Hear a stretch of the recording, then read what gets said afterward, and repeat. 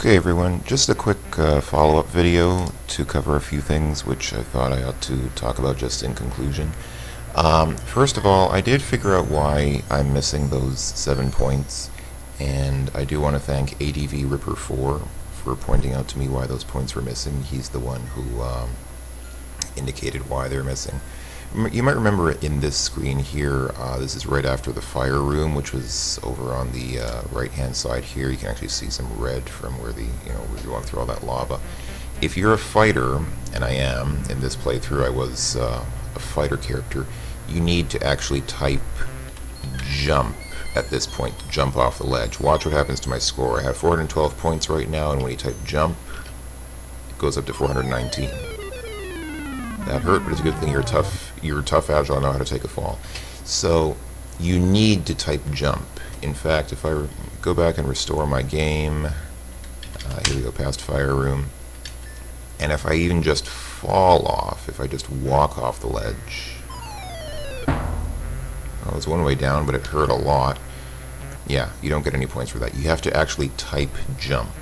So if you use the levitate spell to get down, if you use the magic rope to get down, you don't get those extra 7 points. So that was where I went wrong. I didn't even realize that if you're a fighter, you have to type jump at this point or else you don't get the 7 points.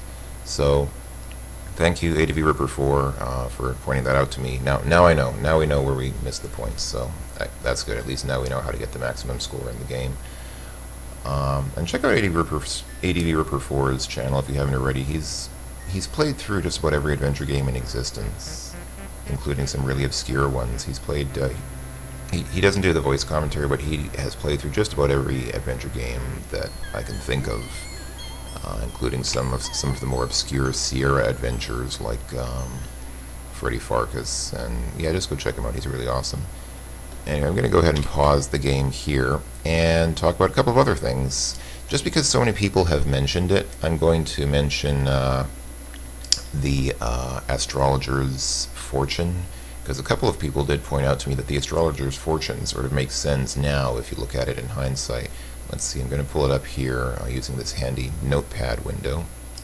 The astrologer's fortune, as you might recall, was darkness will lead you into a tomb. You will walk in fire, earth, water, and air. Through temptation, at last into despair and desolation.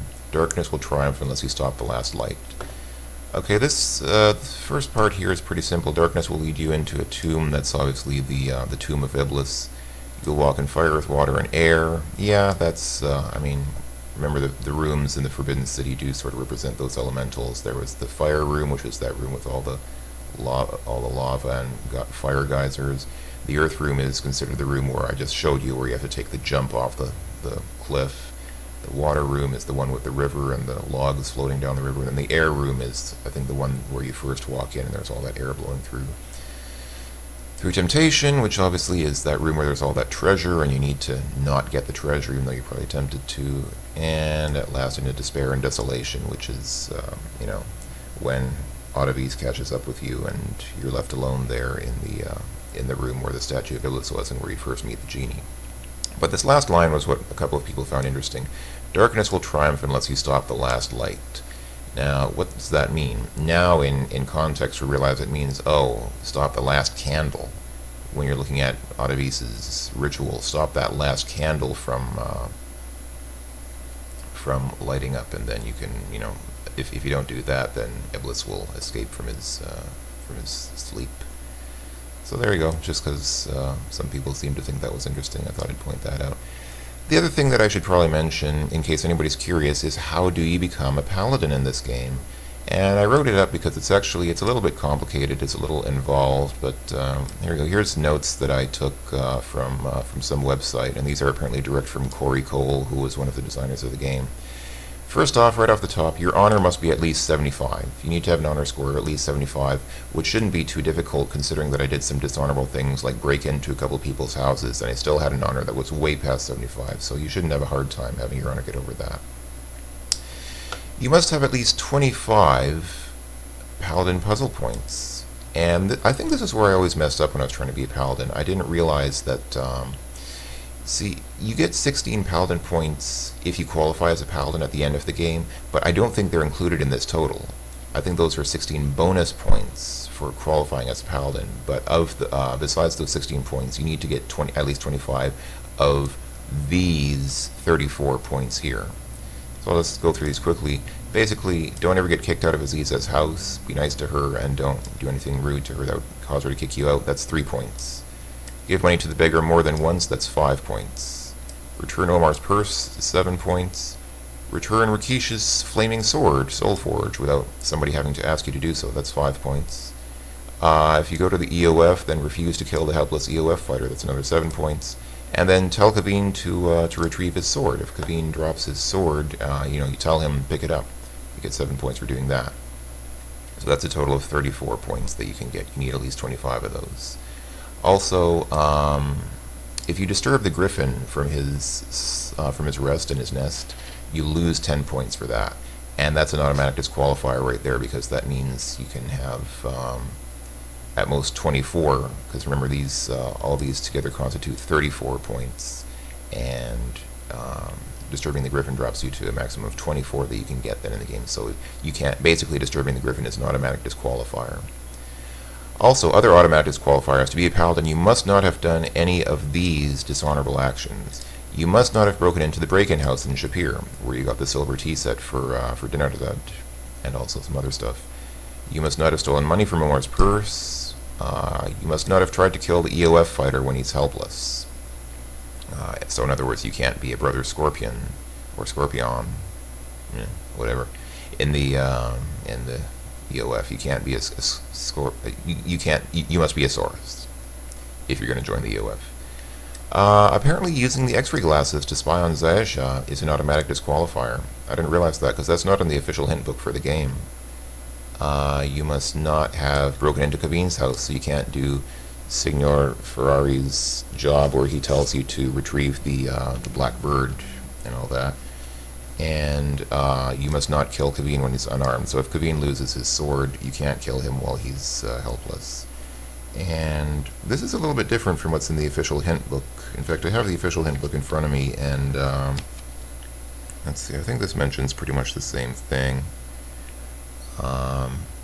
Actually, the hint book also says you're automatically disqualified if you try to keep Rakish's sword. So if you don't return Rakish's sword at all, apparently that's an automatic disqualifier. And it doesn't mention anything about not spying on Zayasha with the X-ray glasses, so I'm not sure why it doesn't mention that. That's kind of interesting, but anyway, there you go.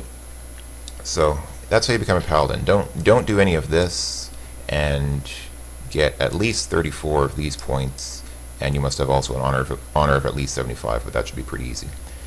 Now, once again, I didn't do the paladin thing because it's I wouldn't have been able to show you a lot of things. I couldn't have shown you how to, what it's like in the break-in house in Shapir, which was kind of fun, and it was really fun, and I really wanted to show that, even though I know it disqualified me from being a paladin. And, a few other things. Also, breaking into Kaveen's house, I wouldn't have been able to show you that either. So there were just some things that I would have wanted to show you that I couldn't have if I was going for the paladin ending. The paladin ending is kind of cool. If you do attain paladinhood, then Rakish comes to you and he says some words in your honor at that ending ceremony at the end of the game, and he actually gives you Soulforge. He gives you Soulforge, his flaming sword. So that's kind of cool. If you want to see what the paladin ending is like, again, go check out ADV Ripper 4's channel, because he actually shows the paladin ending there, and you can see Rakish there speaking some words in your honor at the ceremony at the end of the game, and he gives you Soulforge, and it's kind of awesome. It's rather glorious, I suppose, since this is Quest for Glory. So yeah, there you go. I think that's it. I think that's all I wanted to cover, just to tie up some notes at the end of the game. So there you go. Now you've seen Quest for Glory 2, Trial by Fire. Even though it wasn't really just Trial by Fire, it was by air, earth, and water as well. I think originally somebody pointed out in my last video, I think it was the Coles originally wanted to make a quadrilogy, or a quadrilogy rather, of 4 games, each of them with different element themes: fire, earth, water, and air. But it didn't quite end up that way. They ended up making 5 games, and they didn't really have so much of the element themes. But oh well. Anyway, I think I'm done for now. Thank you very much for watching, everyone. Take care of yourselves, and hopefully I will see you in Quest for Glory 4. Bye-bye for now.